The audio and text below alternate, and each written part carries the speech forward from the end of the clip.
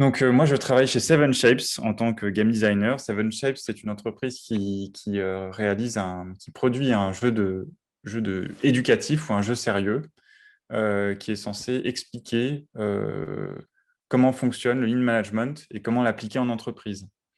Du coup, c'est une formation, en fait, en quelque sorte. Et donc, dans cette formation, il y a toute une partie simulation qu'on peut voir ici à l'écran.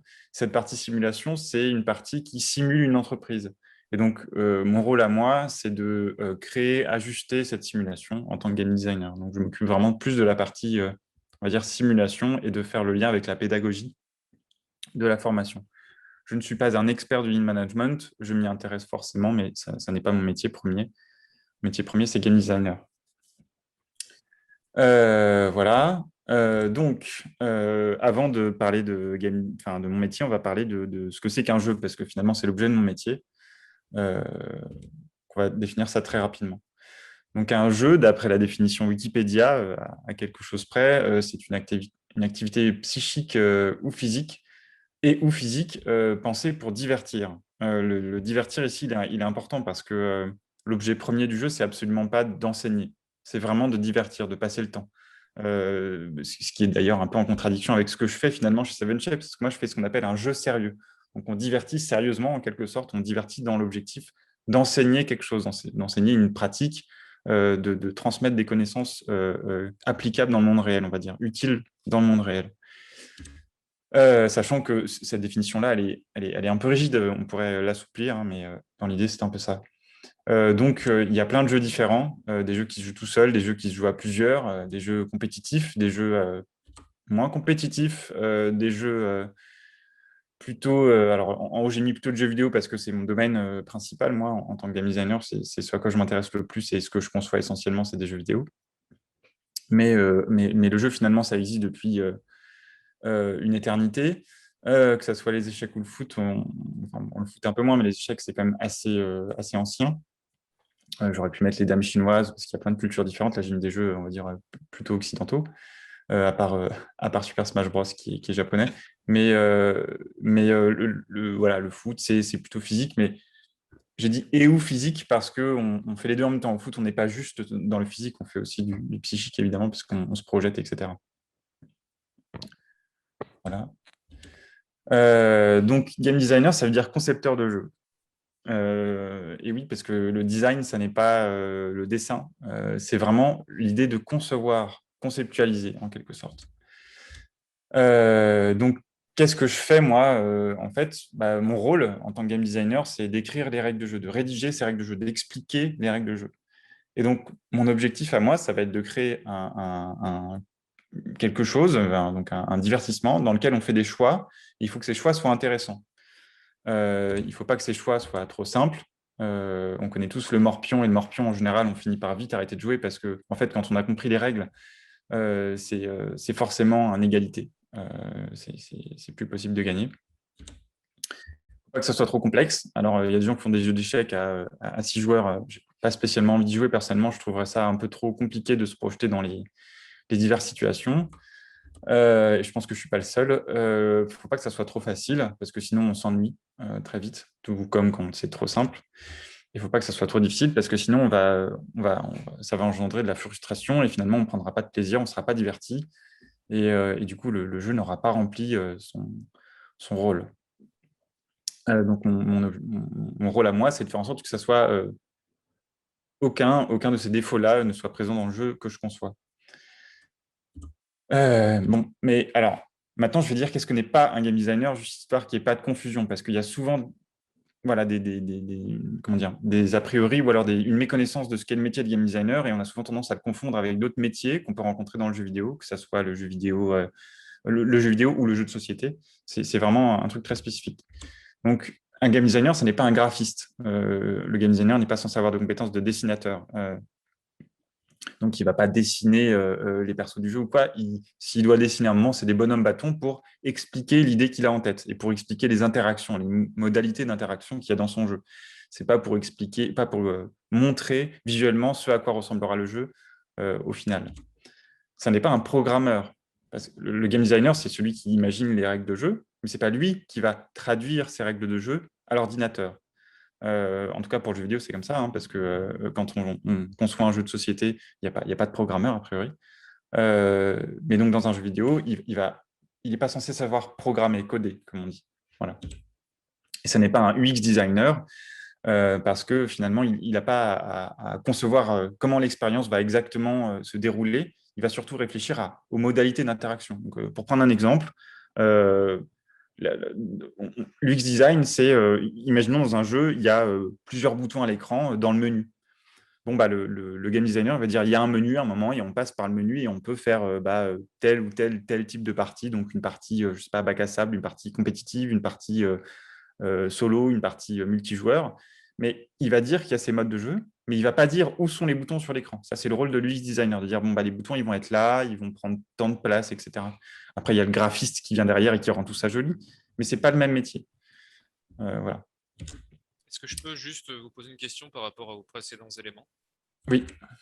Vous dites que c'est pas son métier, j'entends, mais il doit quand même avoir des notions, on va dire, lambda de ces différents métiers pour pouvoir communiquer avec son équipe et pouvoir retranscrire son propos aussi dans un modèle représentatif pour les différents acteurs lors de la conception du jeu, non, quelque part aussi. Oui, mais alors je vais en parler après ça. Donc, D'accord, très pardon, bonne remarque. Vous anticipez la présentation, désolé. mais pas de souci. Je vais en parler après. Bon, ça se voit, vous connaissez un peu le métier, du coup, effectivement. Ça ne sera peut-être pas le cas des personnes qui regardent cette vidéo. Donc maintenant, je vais parler d'une journée type d'un game designer.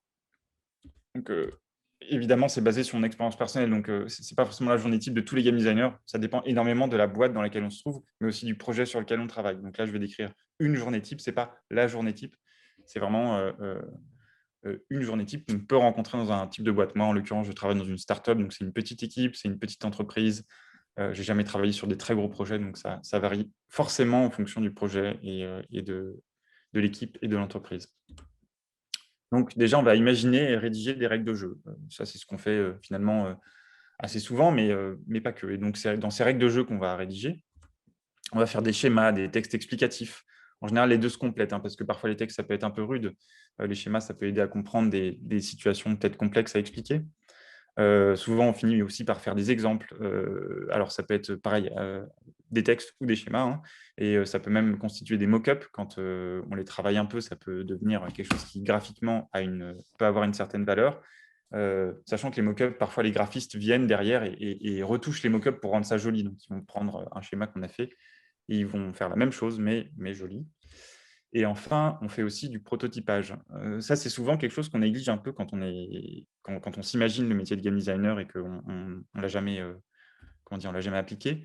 Le prototypage, c'est une phase importante finalement, parce que c'est quelque chose qui nous permet de tester si notre idée est valide. Parce que si notre idée n'est pas valide, bah, on ne va pas la faire. Ça ne sert à rien de faire travailler 100 personnes sur un truc qui ne vaut pas le coup et qui n'est pas fun, qui n'est pas intéressant, qui n'est pas divertissant. Donc cette phase de prototypage, souvent, on la néglige un peu, mais on peut faire des prototypes papier, on peut faire des prototypes très très simples, de concepts très très simples.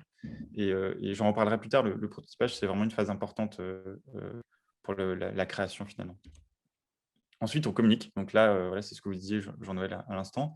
On communique beaucoup en tant que game designer. C'est aussi pour ça que je l'ai mis là et que c'est une vraie catégorie. C'est qu'en tant que game designer, on est censé faire comprendre à tout le monde qu'est-ce qu'on a en tête en fait, quelle est l'idée qu'on a en tête, comment est-ce qu'on la conçoit. Alors, il faut aussi beaucoup être à l'écoute. Hein. Quand je dis communiquer, c'est vraiment donner et recevoir. C'est-à-dire qu'on va expliquer l'idée à quelqu'un, la déplier littéralement, et on va recevoir en échange des critiques, des idées, des conseils, éventuellement une opinion.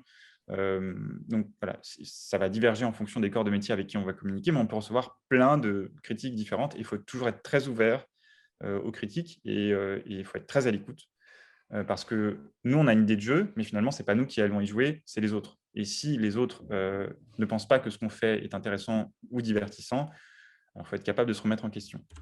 Donc, on va notamment beaucoup communiquer sur la conception, donc pour expliquer tout ce qu'on fait, mais aussi sur l'organisation. Alors ça, c'est évidemment dans les plus grosses équipes, c'est encore plus valable. Comme notre travail va beaucoup influencer le travail des autres parce qu'on décrit vraiment le fonctionnement du jeu, finalement, si on ne communique pas sur l'organisation, ça risque de partir en sucette. Voilà. Mais ça dépend beaucoup, beaucoup des équipes, de la taille de l'équipe, de la manière dont fonctionne l'organisation de l'entreprise, etc. Ensuite, on teste énormément. En tant que game designer, finalement, même si on a des idées, même si on imagine des trucs, c'est bien. On a plein d'idées de jeu, tout le monde peut avoir des idées de jeu, c'est génial. Mais finalement, si on ne teste pas notre jeu, on ne sera pas capable de savoir si ce qu'on fait, c'est bien ou pas. Et donc, pour ça, on va tester plein de choses. Alors, j'en ai listé là quelques-unes, mais il y a vraiment une infinité de choses qu'on peut tester. On peut tester la courbe de difficulté, qu'on dit, donc la progression de la difficulté. On peut tester l'économie du jeu. Alors, ça dépend du type de jeu qu'on fait, mais si on fait un jeu de gestion, ça peut être est-ce que l'argent s'en va trop vite des caisses? Est-ce qu'elle rentre trop vite? Est-ce que c'est bien équilibré? Est-ce que c'est compréhensible? Est-ce qu'il y a trop d'éléments ou pas? Etc. etc. Et enfin, on va tester l'équilibrage. Alors ça, c'est très lié à la difficulté, hein. C'est voilà, est-ce que le jeu devient trop difficile trop rapidement? Est-ce qu'il est trop facile tout le long du jeu? Est-ce qu'on finit par s'ennuyer, etc., etc. Mais il y a plein d'autres choses qu'on teste quand on teste un jeu. Et parfois, on ne le teste pas d'ailleurs soi-même. Parfois, on le fait tester. Et alors ça, c'est vraiment important et c'est très enrichissant. Faire tester son jeu, c'est un bon moyen de voir si les autres comprennent et apprécient ce qu'on a fait. Parce que, comme je disais, c'est les autres qui vont jouer. Donc, si les autres n'apprécient pas, ils ne comprennent pas, ça n'a pas d'intérêt. Ensuite, je vais décrire plus ou moins, du coup, ça revient à ce que j'ai dit un peu avant. Quand on fait du game design, finalement, on fait une boucle, en quelque sorte. Ça ressemble un peu à des concepts qu'on étudie en game design qui s'appelle la boucle de gameplay. Donc, qu'est-ce que fait le joueur en boucle, en général, parce qu'on fait toujours les mêmes actions. Quand on conçoit un jeu, on fait un peu toujours la même chose. Et on conçoit, c'est-à-dire qu'on imagine des choses. Voilà. Une fois qu'on a conçu, on prototype, éventuellement, on teste pour vérifier si cette idée est valide. Une fois qu'on a testé, on analyse. Parfois, tester, on dit « Ah, il y a un problème là », et on va tout de suite avoir une idée de solution, et si ça se trouve, cette idée de solution sera la pire solution à mettre en place. Si, par exemple, un niveau est trop difficile, qu'on a un boss dans un jeu, que tout le monde, systématiquement, se casse les dents sur ce boss, peut-être que en fait, c'est intéressant. Et peut-être qu'il ne faut pas rendre ce boss plus facile. Ou alors peut-être qu'il y a juste une petite chose dans ce boss qui est pas intéressante. Mais il ne faut peut-être pas changer le nombre de dégâts qu'il inflige, il faut peut-être changer la vitesse de son animation, il faut peut-être changer la manière dont il est représenté, il faut peut-être changer son nombre de points de vie, etc. etc. Il faut peut-être changer quelque chose sur le joueur au moment où il arrive en face au boss. Donc voilà, il y a plein de choses. Donc il faut vraiment passer du temps à analyser. Il ne faut pas se précipiter dans la mise en place de solutions, parce que ça, c'est souvent à ce moment-là qu'on peut faire des erreurs de conception, parce qu'on a tendance à vouloir aller trop vite et du coup, pas prendre les bonnes décisions. Et donc ça, on va le faire en boucle et on va faire ça à répétition. Donc c'est vraiment une boucle itérative. Donc on va répéter ça plein de fois au début de la production, pendant la production, à la fin même parfois de la production pour faire les petits ajustements de fin de production. Ça peut vraiment être un moment très crucial pour faire en sorte que l'expérience soit intéressante et complète. Ensuite, en tant que game designer, quand on... Oui, Jean-Noël, vous avez dit quelque chose ou j'ai cru entendre non? Ah non, non, j'ai rien dit, je vous écoute. Pas de problème. Alors, merci. Du coup, ensuite, il y a une comment dire, il y a un point qu'on évoque assez rarement finalement quand on parle de game design, c'est les intentions. Quand on est game designer, on a des intentions. Et ces intentions, elles ont deux aspects principaux. Alors, il y a le fun, ce qu'on pourrait appeler le divertissement en français, la capacité à divertir le joueur ou la joueuse. Et donc ça, c'est une partie très importante parce que c'est souvent comme ça qu'on va juger un jeu de prime abord. On va dire, bon, est-ce qu'on s'amuse ou pas? Et d'ailleurs, dans l'industrie du jeu vidéo, la plupart du temps, bah, c'est presque un critère c'est un critère de notation pour dire si le jeu est fun ou pas. C'est-à-dire que si le jeu est très très fun, ça aura plutôt une bonne note. S'il n'est pas très fun, ça aura une note moyenne, etc. Donc ça, c'est assez évident. Et il y a aussi le sens.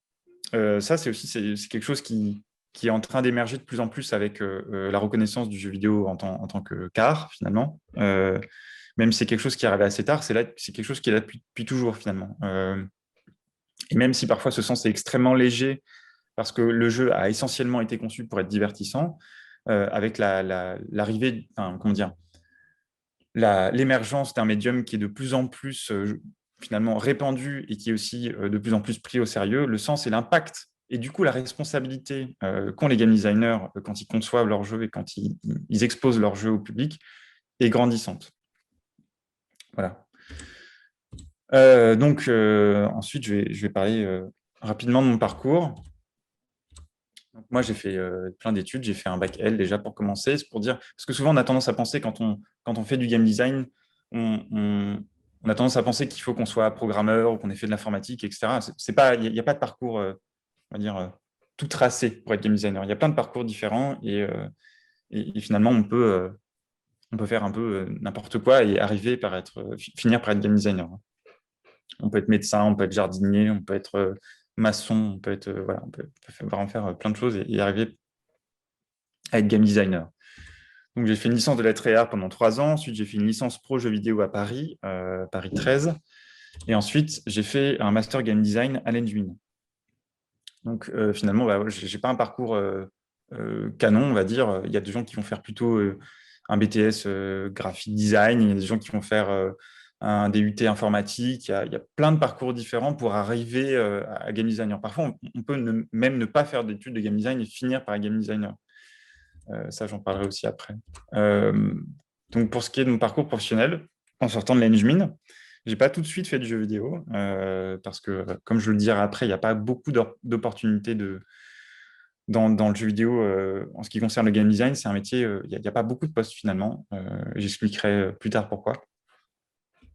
Donc, quand j'ai travaillé sur ce projet qui s'appelle du coup Steerity, dans la boîte qui s'appelle Easy Driver, j'étais à la fois chef de projet et UX designer parce que c'était pas un jeu, c'était une application avec des vidéos dans lesquelles on montrait des situations typiques qu'on peut rencontrer quand on conduit, mais du point de vue à la fois du conducteur qu'on pourrait être, mais aussi des autres sur la route. Donc, c'était une application qui était censée accompagner les gens qui passent le code. Comme ça, ils se projettent plus facilement dans comment les situations se déroulent et quels sont le point de vue des autres aussi. Hop, pardon. Après ça, pendant 2 ans, j'ai fait des projets perso, donc j'en ai profité pour apprendre à programmer. Et oui, j'ai fait ça après mes études, parce qu'en tant que game designer, moi, ce que je voulais faire, c'était des jeux. Et parfois, mes idées n'étaient pas assez convaincantes, visiblement, pour les autres. Et du coup, je me suis dit un jour, mais moi, je pense que mes idées, elles sont bonnes, donc je vais apprendre à programmer, puis je vais faire mes jeux, parce que ça m'agace de devoir attendre que quelqu'un trouve mes idées sympas pour commencer à travailler. Et donc, j'ai appris à programmer pendant ces 2 ans, enfin pendant 1 an très exactement. Et pendant une autre année, je me suis intéressé à divers sujets concernant l'écologie. Alors ça, c'est quelque chose de très personnel. Là, je suis maintenant animateur de fresques du climat. Je me suis intéressé à toute cette dimension-là. Et c'est d'ailleurs une des raisons pour lesquelles je suis chez Seven Shapes aujourd'hui, parce que je travaille sur un projet qui a un rapport avec l'écologie et l'industrie. Donc, voilà, disons que ça a aussi influencé mon parcours. Et enfin, aujourd'hui, je suis game designer chez Seven Shapes. Ça fait 2 ans que je travaille avec Seven Shapes. La première année était en freelance et la deuxième année, je suis salarié chez Seven Shapes maintenant. Pourquoi ce métier? Donc, alors, là, pareil, hein, c'est très personnel, mais je pense que, enfin, j'ai plein de raisons personnelles qui sont des raisons d'enfance, de ce qui me passionnait, mais si je devais décrire ce métier à quelqu'un qui, a priori, ne s'y serait pas intéressé de prime abord, je dirais que les plus de ce métier, c'est que c'est riche et varié. Déjà, on va s'intéresser à plein de choses différentes. Comme je le disais, plutôt, moi, je travaille sur un jeu sur l'écologie et l'industrie. C'est quand même des domaines assez spécifiques. Alors, ça peut ne pas du tout intéresser les gens, mais moi, en l'occurrence, ça m'intéresse de fouiller dans ces domaines-là. Et du coup, je trouve ça chouette de devoir s'intéresser à des sujets qui, finalement, sont très ancrés dans le monde réel, pour ensuite faire quelque chose qui va en parler dans un jeu vidéo. On interagit avec tous les corps de métier. Donc, toujours pareil, ce que disait Jean-Noël plus tôt. Finalement, on va vraiment discuter avec tout le monde. Parce que comme on a un truc en tête et qu'on essaye vraiment de le faire comprendre, il faut vraiment avoir une capacité à communiquer et à faire comprendre et à écouter et avoir conscience de si on a réussi à communiquer ou pas notre idée, qui est très importante. Et donc, cette capacité-là, c'est quelque chose qu'on va cultiver pendant toute notre carrière, hein, parce que voilà, on est obligé. Et aussi, parfois, on va être amené à travailler un peu tout seul, et donc ça peut être un peu solitaire, mais toujours, on aura toujours ce moment-là où il faudra réussir à communiquer ce qu'on a conceptualisé dans notre tête, que ce soit avec des petits schémas, des textes, plein de choses. Enfin, c'est un peu l'enchaînement logique avec ce que j'ai dit, avec le fait qu'on interagisse avec tous les corps de métier. On a souvent des évolutions de poste. Donc, si on veut un jour faire autre chose, mais toujours dans une boîte de jeux vidéo, c'est possible. Comme on est confronté à un peu tous les aspects de la production, que ce soit la pré-production, le prototypage, même la post-production, parfois le maintien du jeu, etc., l'équilibrage, finalement, on voit un peu tout ce qui se passe. Donc, si un jour on veut devenir producteur, chef de projet, ou même programmeur, pourquoi pas? Parce que si on discute avec les programmeurs, il faut forcément qu'on comprenne un peu ce qu'ils font. Donc, voilà, il y a des possibilités d'évolution de poste. Et ça, c'est vraiment quelque chose qui peut être intéressant parce que si on a peur de faire la même chose toute sa vie, le game design, ça ouvre plein de portes pour le coup. Ensuite, les moins, c'est que les désavantages, c'est qu'il y a peu de postes. Finalement, quand un game designer, il va avoir une idée de jeu, il va l'écrire sur papier, faire son document qui va expliquer son jeu. Derrière, il y a potentiellement des mois, voire des années de travail. Or, lui, il peut avoir fait ça tout seul, en petite équipe, en équipe restreinte. Souvent, les équipes de game designers, elles sont assez restreintes. Et après, il y a beaucoup de travail pour beaucoup de gens. Et du coup, ça fait que le game designer, souvent, il y a peu de postes dans les entreprises. Donc, c'est un métier où ça peut être difficile de trouver du boulot. Il y a d'ailleurs pas mal de game designers qui finalement se réorientent dans d'autres métiers, plus pour des raisons ils n'ont pas trouvé de travail, et pas parce que ils ont une seconde passion dans la vie. Bon, ça peut arriver aussi, hein, mais voilà, il y a souvent des gens qui se réorientent, ou en tout cas qui essaient d'adapter, de trouver un juste milieu entre, voilà, par exemple, moi j'ai fait de l'UX design et de la gestion de projet, parce que à ce moment-là, je n'avais pas trouvé de métier de poste de game designer. Du coup, je m'étais dit, bon, je vais faire un peu de CDP et du X en attendant. C'est pas grave, hein, voilà, ça a fini j'ai fini par trouver. Et ensuite, ça peut être abstrait et intense. Alors, il y a des personnes qui vont totalement se sentir à l'aise dans tout ce qui est abstrait, justement. Parce que comme il faut beaucoup se projeter, parfois, ça demande une capacité d'abstraction qui peut être voilà, difficile ou alors pas intuitif pour certaines personnes. Et comme c'est un peu solitaire et que parfois ça demande de beaucoup se projeter, ça peut être assez intense. C'est pour ça que j'ai mis les deux ensemble, parce que finalement, c'est assez lié. Mais bon, ça, il y a des gens qui trouveront que c'est une qualité. Personnellement, moi, je suis assez à l'aise là-dedans. Mais il n'y a pas une manière de faire des jeux par ailleurs. Donc, il y a des gens qui vont pas du tout aimer se projeter, qui vont vraiment faire ça en mettant les mains dans le cambouis. Donc, ça dépend des entreprises dans lesquelles on travaille et de la manière dont on conçoit les jeux et dont on les produit. Mais cette dimension-là, elle peut arriver. Et finalement, de manière un peu, c'est un peu plus personnel, bon, moi, je suis un très gros joueur, mais il y a aussi des choses dans le jeu vidéo qui me plaisent énormément. Et il y a une des dimensions du jeu que je trouve assez extraordinaire, c'est qu'effectivement, le jeu a tendance à faire ressortir les traits de caractère des gens. Si vous faites jouer quelqu'un aux échecs, si la personne est de mauvaise foi ou qu'elle est mauvaise perdante, vous le saurez assez rapidement. Ça sera beaucoup plus difficile de lui faire avouer ça au travers d'une heure, une semaine, un mois de discussion, même si vous devenez ami avec la personne, alors que vous le verrez tout de suite très très vite en la faisant jouer. Alors ça peut être un jeu compétitif, mais ça peut aussi être un jeu d'horreur. Vous verrez très vite si la personne est plutôt de nature téméraire ou peureuse. Alors peut-être que dans la vraie vie, c'est pas exactement, on se projette pas de la même manière, donc faut pas non plus surinterpréter toutes les réactions qu'on peut avoir dans les jeux. Je suis pas du tout friand de jeux d'horreur. J'ai jamais été confronté à un monstre dans la vraie vie, donc je ne sais pas comment je réagirais. Quoi qu'il en soit, voilà, ça en dit long parfois sur certains aspects sur les gens. Voilà, donc j'avais donné quelques conseils pour être game designer, mais finalement, le mieux pour être game designer, j'aurais tendance à dire, c'est de faire des jeux. Pour devenir game designer, pour réussir à rentrer dans l'industrie, ce qui est beaucoup plus important finalement que le diplôme, parce que le diplôme, c'est bien pour avoir des contacts, parce que souvent quand on fait une école, on a des contacts. Mais le plus important, quand vous arrivez devant un employeur, c'est de lui montrer ce que vous avez fait. Ça dépend de l'employeur. Si vous allez dans une grande entreprise, souvent, il va regarder si vous avez travaillé en équipe. Il va regarder si vous êtes rigoureux, si vous savez faire des documents, si vous avez des concepts de base en game design. Il va pas mal s'attarder sur ce que vous avez fait, plus que sur votre éventuel master. D'expérience, moi, je peux vraiment en parler. J'ai fait l'Engmin, qui est une école très connue en France de jeux vidéo et même à l'international. Et pour autant, ce n'était pas forcément facile de trouver du métier, enfin du boulot, parce que j'avais pas grand-chose sur mon portfolio en tant que game designer en sortant de l'engine.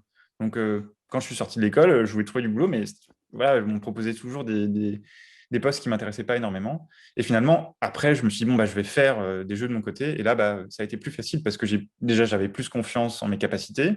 Je pouvais dire, mais regardez, moi, je connais un peu les différents corps de métier. Je me suis intéressé, j'ai mis les mains dans le cambouis, je sais y faire. Bon, bah, et du coup, j'étais plus crédible aussi en entretien. Donc, voilà, c'est vraiment comme le forgeron, quoi. Si vous voulez devenir game designer, il faut faire du game design, il faut faire des jeux. Et c'est le meilleur moyen de progresser, d'avoir confiance en vous et d'être crédible auprès des employeurs. Parce que un diplôme, c'est joli, mais ça ne suffit pas, clairement pas. Voilà, donc bah, merci à Sarah et Jean-Noël de m'avoir écouté. Si vous avez des